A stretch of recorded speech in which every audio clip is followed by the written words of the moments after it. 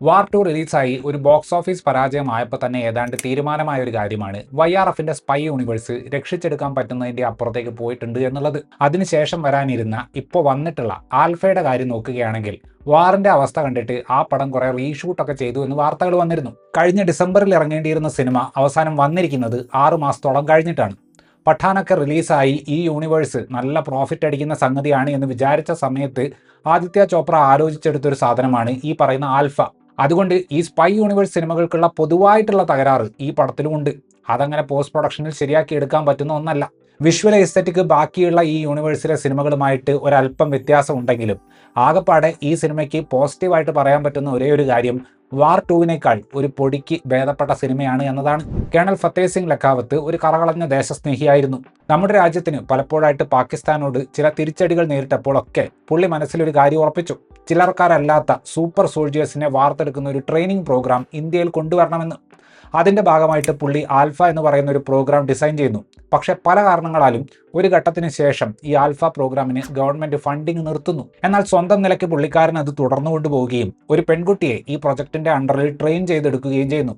അതിന്റെ പരിണിത ഫലങ്ങളെക്കുറിച്ചാണ് ഈ സിനിമ സംസാരിക്കുന്നത്. ഈ സിനിമയുടെ നിർമ്മാതാവായിട്ടുള്ള ആദിത്യ ചോപ്രയുടെ അനിയനായിട്ടുള്ള ഉദയ് ചോപ്രയ്ക്കാണ് ഈ പടത്തിന്റെ സ്റ്റോറി ക്രെഡിറ്റ് കൊടുത്തിട്ടുള്ളത്. ഈ സിനിമ ഉണ്ടാകുന്നു എന്ന രീതിയിൽ വാർത്തകളൊക്കെ വന്നു തുടങ്ങിയത് 2023 പഠാനൊക്കെ ബ്ലോക്ക് ബസ്റ്റർ ആയ സമയത്താണ്. ആൽഫയുടെ ഒരു കഥ ഇമാജിൻ ചെയ്ത് വെച്ചിട്ടുള്ളത് കാണുമ്പോൾ മിക്കവാറും ഉദയ് ചോപ്ര ഏട്ടനെ വിളിച്ചിട്ട് നമ്മുടെ യൂണിവേഴ്സിലും ബ്ലാക്ക് വിഡോ പോലെ ഒരു പടം വേണം എന്ന് പറഞ്ഞിട്ടുണ്ടാകും. സ്പോയിലർ ഇനി അങ്ങോട്ട് ചെറുതായിട്ടുണ്ടാകും. കോസ്റ്റ്യൂമുകളും ആക്ഷനും ഫാമിലി ഡൈനാമിക്സും അടക്കം നോക്കിക്കഴിഞ്ഞാൽ ആൽഫ എന്ന് പറയുന്നത് നട്ടാഷ റോമനോഫിന്റെ കഥ യഷ്രാജ് ഫിലിംസ് നിർമ്മിച്ചാൽ എങ്ങനെ ഉണ്ടാകും എന്നതുപോലെയാണ്. ഈ സ്പൈ യൂണിവേഴ്സിലെ മിക്കവാറും പടങ്ങളുടെ ഒരു പ്രധാന പ്രശ്നം എന്തായിരുന്നു എന്ന് വെച്ചാൽ ആളുകൾ തിയേറ്ററിൽ വരുന്നത് ചുമ്മാ താരങ്ങളെ വലിയ സ്ക്രീനിൽ കാണാൻ വേണ്ടി മാത്രമാണ് എന്നൊരു തെറ്റിദ്ധാരണ ഈ അടുത്തായിട്ട് ഇവർക്കുണ്ടായിരുന്നു.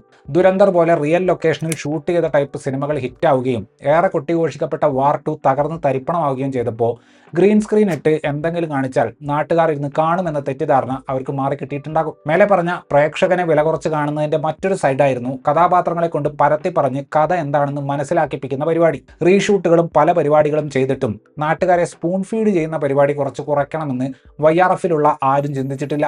ഫത്തേഹ് സിംഗ് തന്റെ ആൽഫ പ്രോഗ്രാമിനെ കുറിച്ച് രാജ്യത്തെ ഏറ്റവും സ്മാർട്ടായിട്ടുള്ള ആളുകളുടെ മുന്നിൽ ഒരു പ്രസന്റേഷൻ അവതരിപ്പിക്കുന്നുണ്ട്.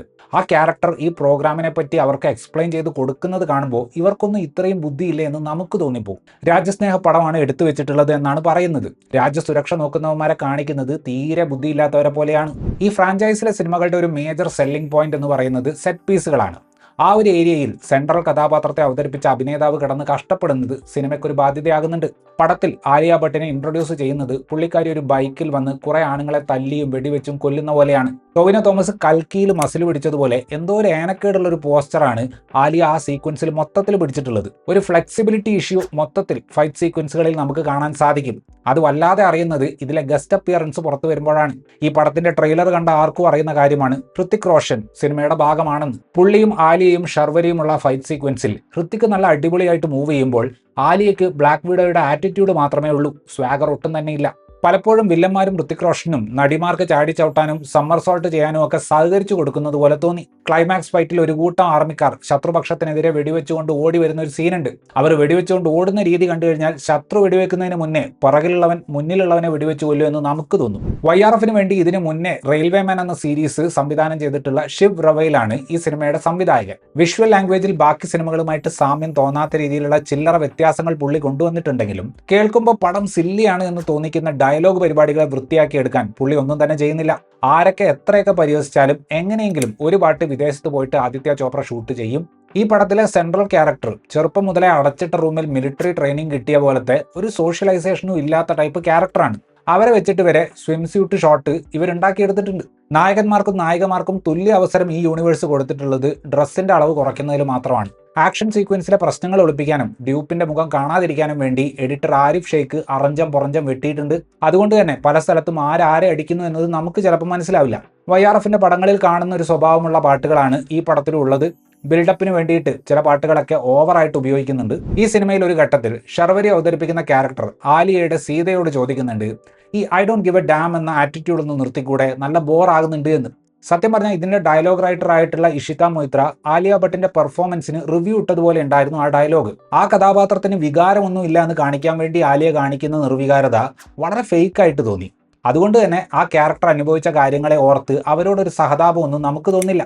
ശർവരി ചെയ്യുന്നത് ഇത്തരത്തിലുള്ള സിനിമകളിൽ പലപ്പോഴും തട്ടിപ്പോകുന്ന നായികയായിട്ട് വരുന്ന പാട്ടും ഡാൻസും അമിതമായിട്ട് ബബ്ലിയാകാൻ നോക്കുന്ന ടൈപ്പ് ഒരു ക്യാരക്ടറാണ്. പ്രേക്ഷകനെ വെറുപ്പിക്കാനുള്ള എല്ലാ ക്യാരക്ടറിസ്റ്റിക്സും ഉള്ള കഥാപാത്രമാണെങ്കിലും ആലിയയെക്കാളും സ്മൂത്ത് ആയിട്ടും കോൺഫിഡന്റ് ആയിട്ടും പെർഫോം ചെയ്തത് പുള്ളിക്കാരിയായിരുന്നു. പിതൃതുല്യനായ റോ തലവനായിട്ട് അനിൽ കപൂർ വരുന്നുണ്ട്. ജവാനിൽ ഷാറൂഖ് ഖാൻ കാണിച്ച ലേശം കിച്കിച്ചുള്ള ടൈപ്പ് വോയിസ് മോഡുലേഷനിൽ തനിക്ക് കിട്ടിയ കഥാപാത്രത്തെ അവതരിപ്പിച്ചിട്ടുള്ള ബോബി ഡിയോൾ കാണാൻ ഒരു പേടിപ്പിക്കുന്ന ഫിഗറായിട്ട് സ്ക്രീനിൽ ഇങ്ങനെ നിറഞ്ഞു നിൽക്കുന്നുണ്ട്. പക്ഷേ പുള്ളിയുടെ കഥാപാത്രത്തിന്റെ നിഗൂഢത പുറത്തു വരുമ്പോൾ ചങ്കരം പിന്നെയും തെങ്ങുമ്പോൾ തന്നെ എന്ന സ്പൈ യൂണിവേഴ്സിന്റെ അവസ്ഥ നമുക്ക് മനസ്സിലാവും. ചെറിയൊരു ദാരിദ്ര്യം പിടിച്ച ദുരന്തമാണ് അവിടെ സംഭവിക്കുന്നത്. സ്പൈ യൂണിവേഴ്സിലെ ഒരുപക്ഷെ ഏറ്റവും അവസാനത്തെ സിനിമ ഈ പടം ആകാനുള്ള നല്ല സാധ്യതയുണ്ട്. ഈ പടം കണ്ടുകൊണ്ടിരിക്കുമ്പോൾ 2012 പുറത്തു വന്ന ഏക് താ ടൈഗർ എന്ന പടത്തെക്കുറിച്ച് ഓർത്തുപോയി. വളരെ ഗ്രൗണ്ടഡ് ആയിട്ട് ഫീൽ ചെയ്യുന്ന കൂളായിട്ടുള്ള ഒരു സിനിമയായിരുന്നു കബീർ ഖാൻ ഒരു യഥാർത്ഥ വ്യക്തിയെ ബേസ് ചെയ്ത് പരമാവധി റിയൽ ലൊക്കേഷനുകളിൽ ഷൂട്ട് ചെയ്ത ആ പടം. എന്നാൽ ഏതാണ്ട് 14 വർഷത്തിന് ഇപ്പുറം എത്തി നിൽക്കുമ്പോൾ അവിടെ തുടങ്ങിയ സ്പൈ യൂണിവേഴ്സ് ഗ്രീൻ സ്ക്രീൻ ഇട്ട് ടെംപ്ലേറ്റ് കഥകൾ പറഞ്ഞുകൊണ്ടിരിക്കുന്ന ഒരു അവസ്ഥയിൽ എത്തിയിരിക്കുന്നു. ക്യാപ്റ്റൻ അമേരിക്കയിലൊക്കെ പറഞ്ഞിട്ടുള്ള സെറം ഒക്കെയാണ് ഏറ്റവും പുതിയ സിനിമയിൽ മെൻഷൻ ചെയ്യപ്പെടുന്നത്. ഈ യൂണിവേഴ്സിനെ കഴിഞ്ഞ കുറച്ച് വർഷങ്ങളായിട്ട് ഇവർ ഡിസൈൻ ചെയ്തു വെച്ചിട്ടുള്ളത് കാണുമ്പോൾ കബീർ ഖാൻ പിന്തുടർന്ന സെൻസിബിലിറ്റിയിലേക്ക് അതിനെ തിരിച്ചുകൊണ്ട് പോവുക എന്ന് പറയുന്നത് നടക്കാത്തൊരു കാര്യമാണ് എന്ന് എളുപ്പം മനസ്സിലാവും. ഇത്രയുമായിരുന്നു ഈ സിനിമയെക്കുറിച്ചിട്ടുള്ള എൻ്റെ റിവ്യൂ. വീഡിയോ ഇഷ്ടപ്പെട്ടാൽ ലൈക്ക് ചെയ്യുമെന്നും കൂടുതൽ വീഡിയോകൾക്ക് വേണ്ടി ചാനൽ സബ്സ്ക്രൈബ് ചെയ്യുമെന്നും പ്രതീക്ഷിക്കുന്നു. താങ്ക്